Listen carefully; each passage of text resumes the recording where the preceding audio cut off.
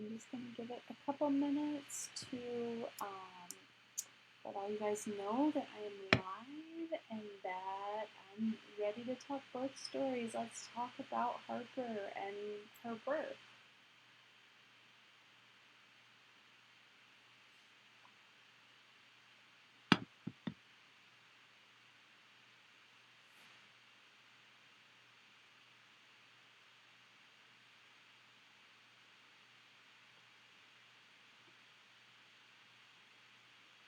If you're joining us, why don't you say hi?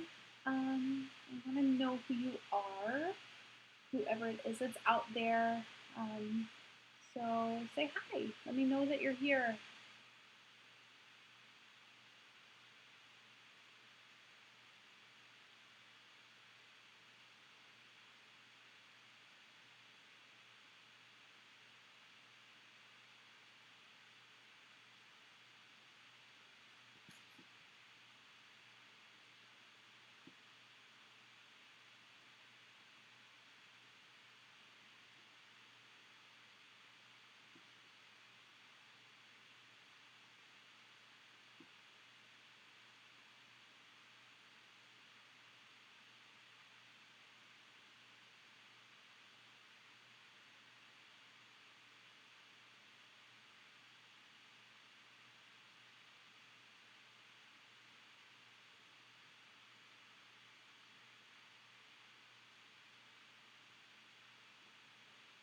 Okay, done getting all the way up in your face.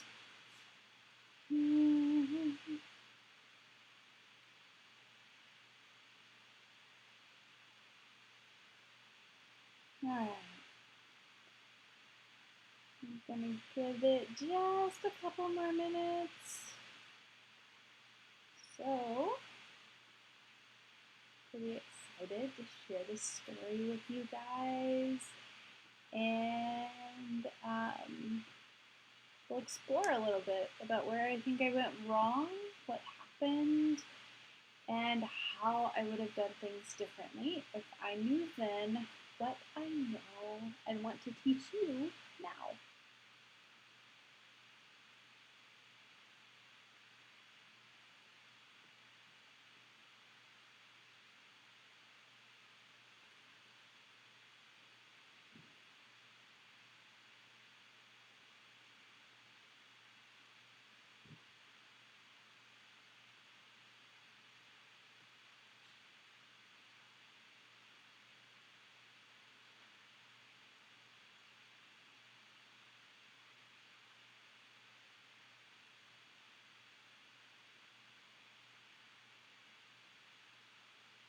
Alright, so I'm going to get started.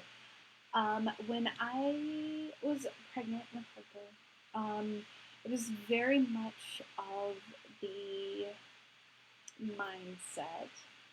Just numb me up, get her out, I don't care what happens. Like, I didn't value really my birth experience. I knew that it would prove, that I was strong and capable and all of that jazz, but honestly, I really thought, like, just crazy women were the only ones who gave birth, vaginally without any medicine. Um, at my 14-week appointment, I think is where I was. It was between 12 and 14 weeks. It was the first appointment where you get to hear the heartbeat. And I remember that distinctly because we walked in and I was so excited to finally, hear her heartbeat. It was so amazing to me that I had grown a heart and a heart that was strong enough to hear it. And the doctor, as I was leaving, said something to me about, like, okay, so you need to stop squatting. Like, that was it, point blank, no other information. You just need to stop squatting. And I was terrified. I didn't know why he would say that to me. He didn't offer any other explanations. So I left the appointment feeling really confused and crying. Like, I was crying, and of course, pregnancy, hormonal, emotional. Miley Cyrus made me cry when I was pregnant with Harper, but this was so different. that he just gave me that blanket statement, and I didn't like it. And I was like, well, I'm still gonna squat because that's what all of the birth books tell me to do. That you use the same. Uh oh. My baby is up, so I'll be right back.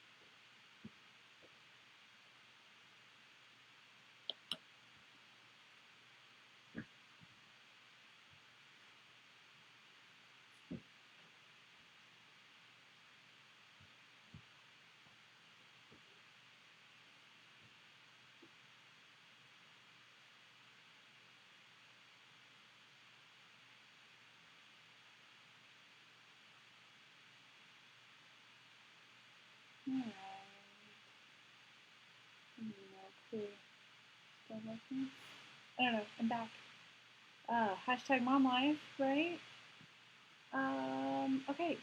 So where were we? Doctor told me to stop squatting, right? And so I did what any pregnant millennial probably does, and I went home and immediately got my phone out and started Googling why he would tell me that.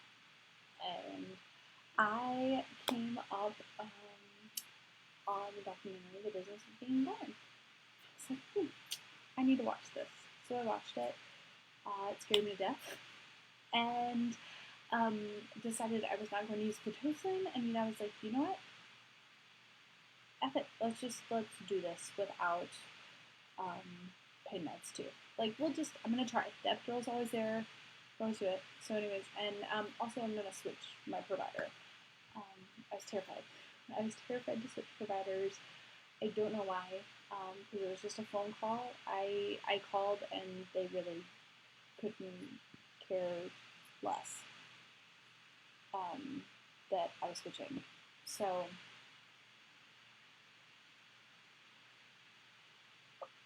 I switched providers, and the new provider was perfectly fine with me continuing to work out while I was pregnant. He said squats were great. And I was like, all right, you're my guy. You're my man. Let's do this. So the rest of my pregnancy went really well. I felt great. I loved being pregnant. This new doctor, though, once we started doing cervical checks in pregnancy, because we didn't know any better. Once again, I was just avoiding Pitocin. That's it. That's all I wanted to do was avoid Pitocin. I also hired a doula because I feel like told me to. And so I had a doula.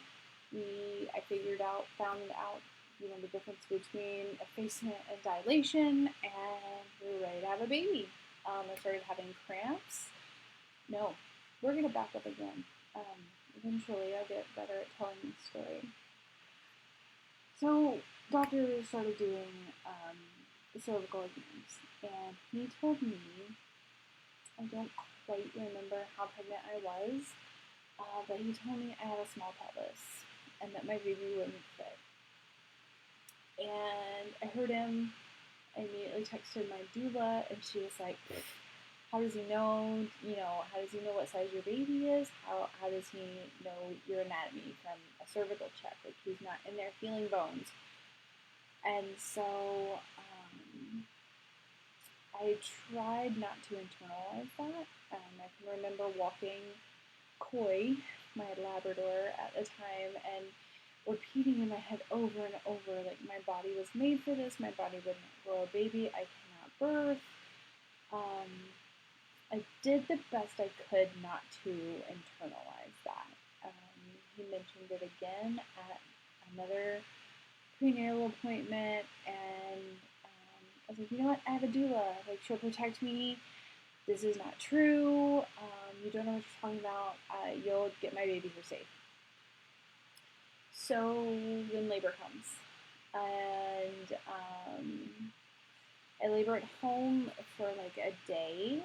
Contractions weren't really normal or consistent, but they were like crampy things, and my doula was like, Lindsay, stay home from work, get some rest. So I did, and I watched Parenthood all day long, laying on the couch, trying to lay on my side, sitting on my birth ball, doing hip circles and figure eights, and just really doing all of the things that I knew to do. They finally picked up later that night. My doula came over. Long story short, we ended up, my contractions kind of stopped, and it worried me, so we decided to go to the hospital. When we got there, it was 4 centimeters, so that was great. But I was informed upon admittance that my doctor was in Georgia playing softball. I was really offended by that. I really was, because I didn't know that was a possibility. Like, how could you do that? I'm overdue, so you should have been around knowing that I could go at any point. I was 41 weeks at this point when I got to the hospital, and so he was giving orders by phone, like let's start Pitocin, get your contractions going again. And I was like, no way, not doing Pitocin. So then the doctor said, well, you know what? Let's break your water. Okay, as long as it's not Pitocin, you know. I felt safe. My doula was there, and I felt like she would tell me if I was headed down a path that wasn't what I had intended or what I needed or wanted. And so he broke my water. That got my contractions going again, which was wonderful and great and beautiful. And I labored and finally completed, and it was time to push. Even though I was no longer feeling my contractions, it was 10 centimeters, so that meant it was time to push, right? So I remember falling asleep and being like, you guys tell me on the monitors when a contraction's coming. And so, I pushed for 2 hours. The doctor came in and he said, baby's starting to, worry me a little bit. So we can kind of keep going where you're going, but you're not making much progress. We can get the OR ready, or we can do a vacuum extraction. Well, all I heard was my baby is, not doing well, and I'm not making much progress after 2 hours of pushing, like, with everything I had. And a vacuum sounded terrifying to me too. So I decided to sign up for surgery. So that is how HK was born. That's the short part of it. That's a short version of it. I wasn't given many options. I just knew going in I was going to avoid Pitocin, and I wanted to do it without pain meds. That was my birth plan. So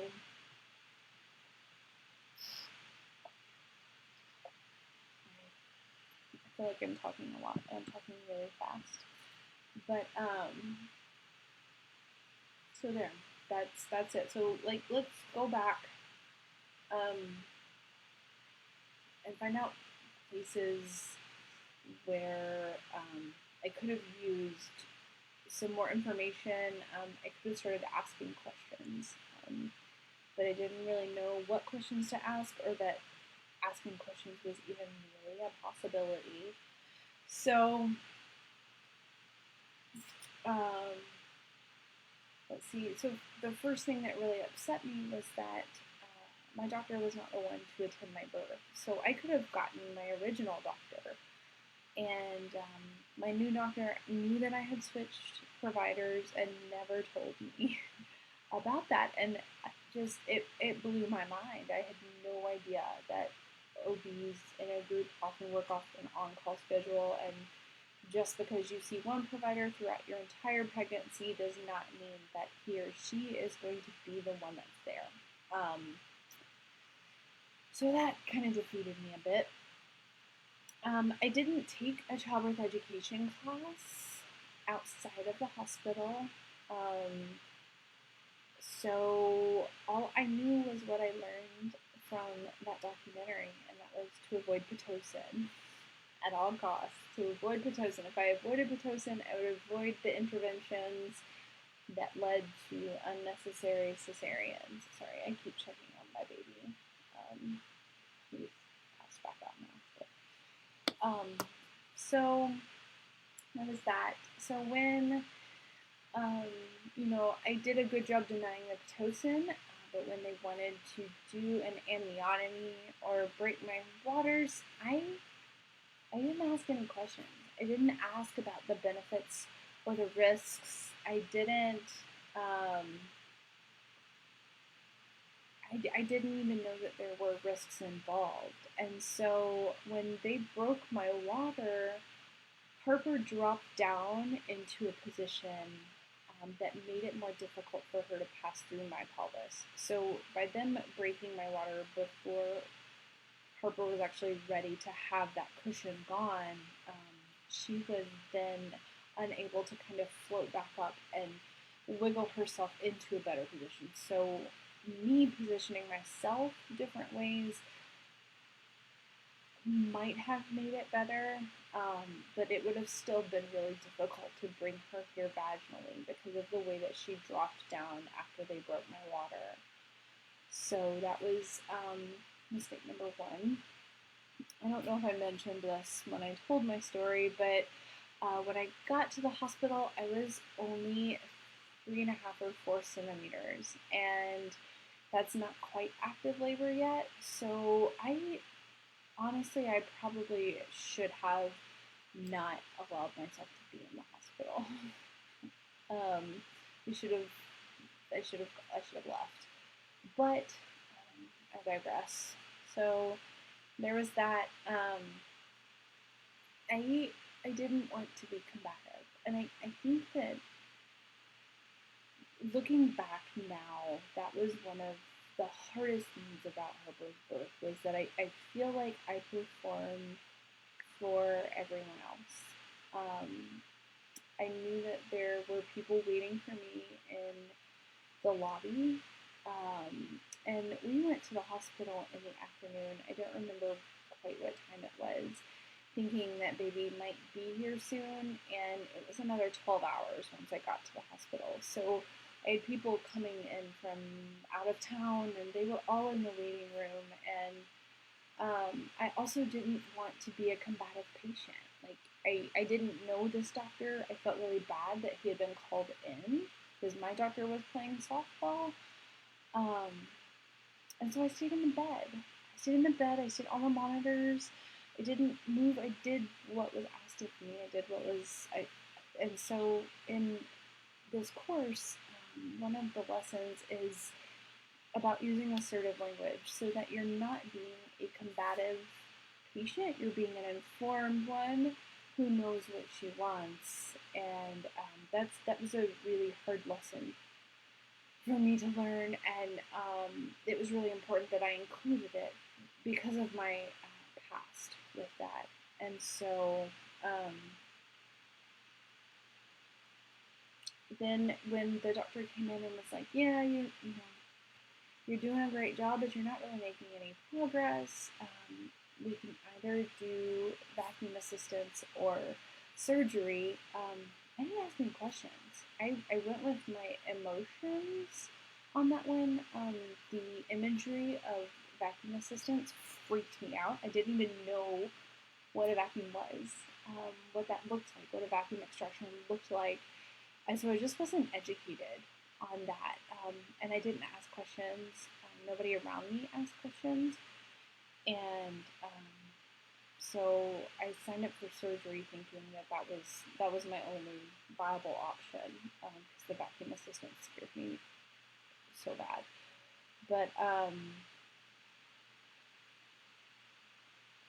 he did use language that was kind of like, you've been pushing for so long. It was only 2 hours, and a lot of first time moms push for 2 hours, at least 2 hours, and I didn't know that either. All I knew is that I didn't have Pitocin. um, and so that language kind of got in my head, along with everything that my doctor had said prenatally about my baby not fitting through my pelvis. So that all got internalized, I think, and helped guide me down a path where I didn't ask questions. I didn't ask what would happen if we kept doing nothing. I didn't ask if there were even more alternatives. So there's all these things that I just didn't know when making that big decision. I didn't know how to process that information. Of course, I was in labor land anyways, but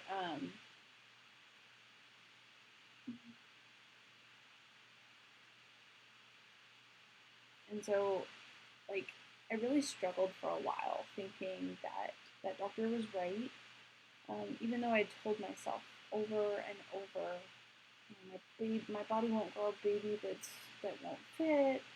He doesn't know what he's talking about. He's not looking at X-rays of my pelvis.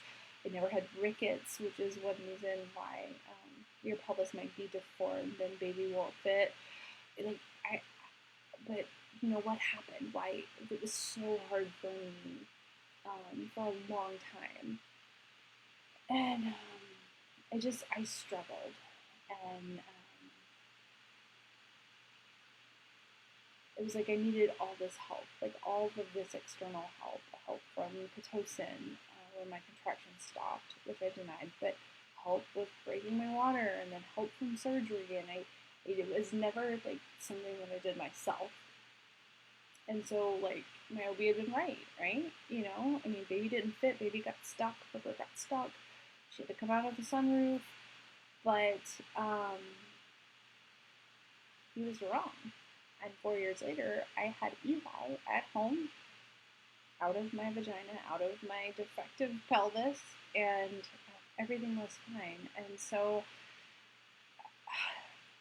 the moral of the story is that your prenatal visits, the tools in this course, you can use right now. You can use them. If your doctor is telling you things like your baby is going to be big, you know I'm going to teach you how to make sure that you cover all of your bases. And I'm going to teach you where to go to find that information. When you're in labor, you learn, and your partner, hopefully, if you have a partner with you or your doula, you practice these tools so much in pregnancy that they become second nature by the time you're in labor. And so if your doctor comes to you or your nurse comes to you and says, your contractions have stopped, let's start Pitocin, or let's up your Pitocin because they're not doing anything, you're not dilating fast enough, you know the questions to ask. You know how to make sure you're making informed decisions all along the way. And we also go over how to tell whether your provider is in alignment with your beliefs on your birth experience and how you want it to go.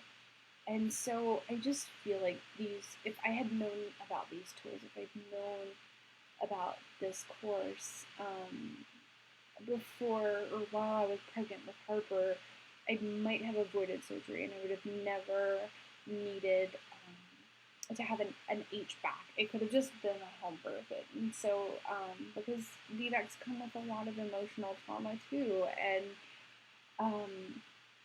so I want you guys to know how important these tools are. I don't want you as a first-time mom or a third-time mom to feel like your body failed you. I want you to know that a lot of times it's the system that failed you, or it is the lack of education that failed you, and it's so hard to separate yourself from that. Trust me, it took me 4 years to do that. And so if you want more information about this course, please send me a message. I'm also going to link some more information down in the comments and in the show notes about where you can go to learn more about this course, because like I said, these tools are so important to every experience, but especially to the people who think they don't need them. So all mishaps this evening aside, we got through my birth story. We found out where I could have used these decision-making tools throughout my experience with Harper, and I hope you guys have questions. If you do, leave them in the comments. I will answer them right now. I'll go back through and see what you guys are saying. So have a great evening, and if you haven't yet joined us, tomorrow night I will be having a beer because I'm still off call. So we'll sit down, we'll have a beer, and we'll chat. Whatever questions you have. So see you guys tomorrow night. Mwah! Love you. Thanks for watching. Bye.